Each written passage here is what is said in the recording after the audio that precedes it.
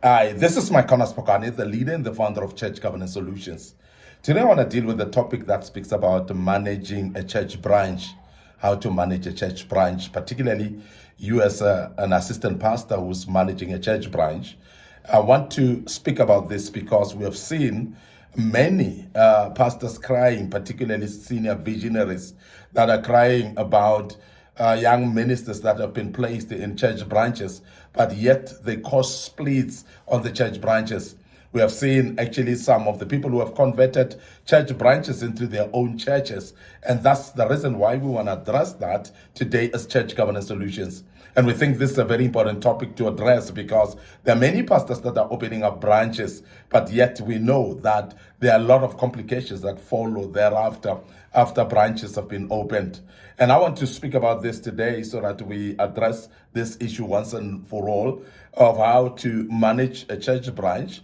And I think this will actually be very appropriate for some of the pastors that are managing church branches to be able to be comfortable to run church branches. Now, the first thing that I want to bring about today when you want to manage effectively a church branch is you need to ensure existence of good cooperation with the visionary. In the first place, if you are being placed as a pastor for a church branch, you must be having a good relationship with the senior pastor. You must have a good relationship with the visionary. Now, this is very important because without a good relationship, so things are going to go south. If you don't have a good relationship, you are actually starting disaster from the word go, because the relationship then becomes very important. And we're speaking about a very highly respectful relationship whereby you honor the visionary, you respect the visionary, and you've got the relationship of son to the relationship in the sense of, or to the visionary in the sense of honoring them and respecting them. This is very, very important because if the relationship is not there, then as I said, that's the beginning of disaster. So therefore, the relationship must be for a while because many times we start branches, we put people that we don't even know properly. We put people that we have never actually worked with in the past and we don't have relationship with. And that's the reason why many times then branches become hijacked. Branches becomes actually a split of a church in a way that many, you find that they take it over as their own church or they start their own church through a branch of someone. So we need to make sure that there is a relationship between the visionary and the pastor who's pastoring a branch, because without a relationship then it's going to be difficult to actually get it going. Now, the second thing that's very important that we need to mention right now is ensure in-depth knowledge of the vision. So in other words, no one can run a branch without knowing the vision of the visionary. So you need to have sucked from the visionary. You need to have learned and sat under the visionary and have a sound knowledge or a full, deeper knowledge of what the vision is all about. And this is very, very important. And that is why if then a visionary has appointed somebody who has never sat under them, they basically need to sit down with them and make sure that they teach them the essence of the vision and the in-depth vision so that they can understand and therefore handle the branch with the knowledge of the vision. Now, it is very important also to understand that when a branch has been opened, it is running under this particular vision of the visionary. It must not be running independently like it is a new church completely. It must not run on its own. It must actually run in line with the vision of the visionary. Because without the vision of the visionary, we cannot call this a branch. So therefore, it could be just an independent ministry that is starting afresh in a certain place that is being overseen maybe by the visionary in the sense of mentoring. Because that's possible as well, whereby a visionary can be a mentor of someone's ministry or someone who's running his own ministry. So in other words, in this regard, is whereby somebody, or maybe a younger minister of the gospel who is having a vision, who is actually called themselves by God, you are supervising them, you are overseeing them. Based on the experience that you have, they are having their own vision, but you are supervising and mentoring them. And that's a totally different structure here, because we're not talking about a branch of your own ministry. Now, when we speak about the branch of the ministry of a visionary, that branch should actually operate under the visionary, in a sense that the vision should actually be known, and the vision must be articulated clearly, so that the pastor who's pastoring the vision, pastoring the branch, would know what the vision is all about. And they must actually have a full in-depth knowledge of the vision, so that they run everything within the confines of the vision, because that's the only time that we can speak about the branch, and that's very key that we emphasize that. Now, therefore, sitting down with a pastor that's going to run a branch is very important for you as a visionary, and you as a young pastor who's taking over a vision, or taking over a branch. You must actually find out from the visionary what the vision is all about, if you are not too au fait about it. So therefore, sit down with the visionary, make sure that you understand the in-depth understanding, of course, of the vision, and also you've got in-depth knowledge of the vision.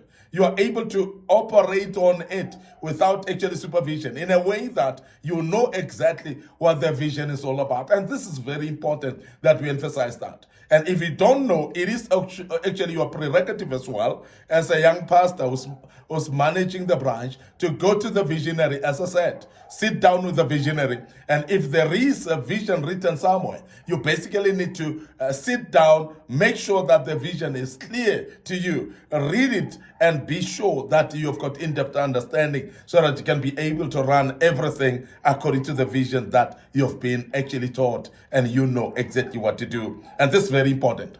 Number 3 is very important, that also what you need to do is you need to avoid the clash of church activities with the mother church when you are running a branch, and the year program, or rather that you draft, should actually be in line with the year program of the main church or the mother church. This is very important. So you don't actually draft your own calendar that is totally independent from the main vision, because it is very important that you don't have activities that clashes with the activities of the mother church. Just imagine if you were to run your own conference, and at the same time the mother church is running a conference as well. Just imagine if you were to run a women conference, and at the same time there is maybe a main conference in the main church. So all these activities clashes, they're actually making an impediment that you may not be able to attend actual activities in the mother church. Remember that as somebody who's running a branch, the branch should actually submit under the main church. It should submit under the mother church. So therefore, the activities of the mother church should affect the activities of the branch as well. So therefore, the members of the branch, if there's a main conference on the side of the mother church or the main church, you need, as a branch, to travel and go over to attend the conference on the other side as well. This is very important, because that will actually cause a cohesion, a unity as well of purpose, ability to focus on the vision together, because you would actually be able to learn from the mother church as well. And your own members, when you are running a branch, should know who is their father. They should actually know the father of the visionary. They must be able to interact in a way with the visionary, in the sense of knowledge of what the vision is all about. They must be able to sit under the ministry as well of the father of the house, who is the visionary, so that they know who their father is. And this is very important, that you make sure that as a branch leader or a pastor who's pastoring a branch, you make sure this happens as well. And that's very, very important.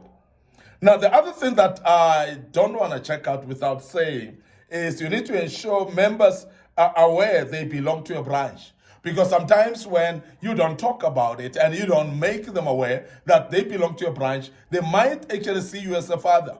They might actually see you as a visionary. They might see you as somebody who started this church and therefore rebel against the main visionary. And this is very important, that you make sure that you submit totally yourself under the visionary.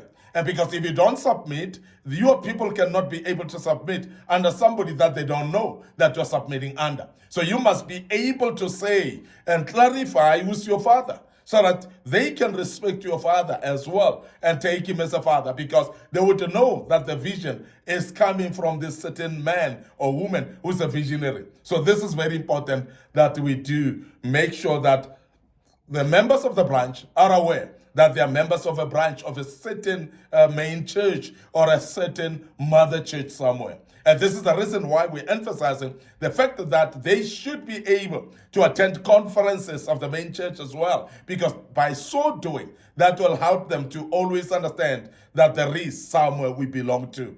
And this is very important. But that can be driven by the pastor who's a leader of a branch. Because many times when a pastor who's a leader of the branch is not communicating to his own members about making them aware that they are just but branch members, he is actually having a wrong motive right now. From the beginning, you can see that. Now, this is very important, therefore, to humbly clarify to the members that they belong to is a branch. There is a main church somewhere, and let them be aware of that totally from the beginning.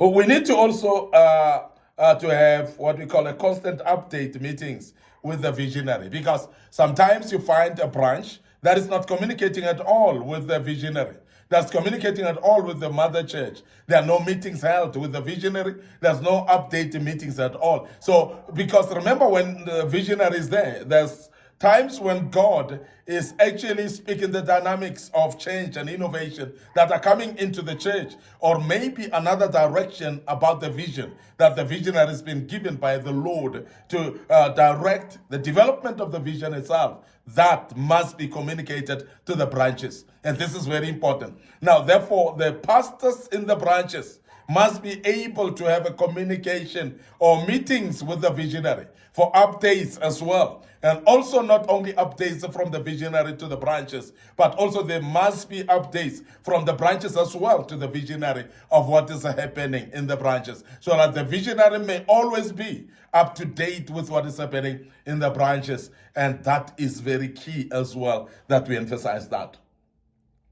And I want to finally say you need to cooperate with the principle of tithes as well, if that is agreed upon from the beginning, because there are times when you might have agreed in the beginning that there must be what we call tithe of tithes that is being given by the branch to the main church, if that was a principle that was agreed upon. So let it be respected, because there are times when you started well with that, but at the end then we see pastors of branches started complaining about the senior pastor or the visionary taking money from the branches. But if that is a principle that was agreed upon, very key that we keep that principle through and through and never stop, because that's the way we have agreed upon, until the visionary maybe decides otherwise and say, let the branch look after itself with the same money. Is very important, because remember also, when we speak about tithes of tithes, we're not speaking about the whole amount of money given into the branch. We're speaking about maybe a 10% of that might have been agreed upon, that tithe must be given by the branch to the main church. If that is an agreement, let it be so, and not find that to be strange at all. So I want to end up here today. Your host, Micornus Phokane, the leader and the founder of Church Governance Solutions. We hope that this has been a teaching to you, and you have learned quite a bit. We are Church Governance Solutions. We are restoring godly order in the house of the orderly God. And I believe that you've learned quite a bit out of this.